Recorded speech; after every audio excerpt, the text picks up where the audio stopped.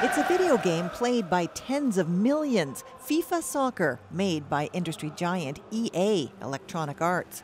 Embedded in the game, a mode where players can buy what's called a loot box card pack, either with coins earned in the game or with real cash. The random chance to get a better player for your team, and if you don't succeed, try again. Oh, Mom!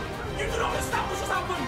Millions tune in to scenes like this, gamers simply opening card packs, finding out what player they got. But for some people, hard to resist.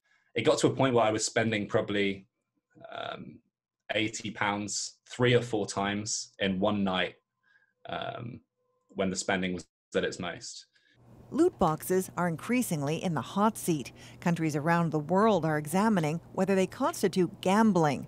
Belgium banned loot boxes in 2018, and a proposed class action in Vancouver also alleges they violate gambling laws.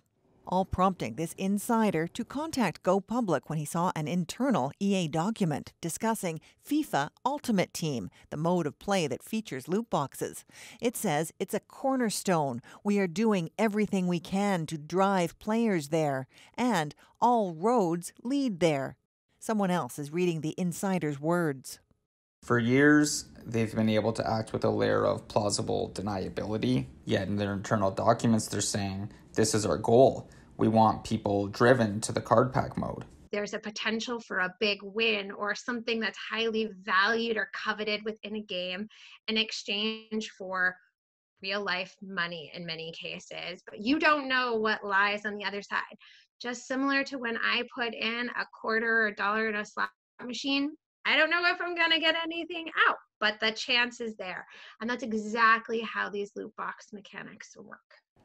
Loot box spending is generating massive profits for EA. Its sports titles alone raked in almost $1.5 billion in 2020. It's getting harder and harder to defend what is very obviously unregulated gambling that's meant to capitalize on people who obviously don't understand what is happening.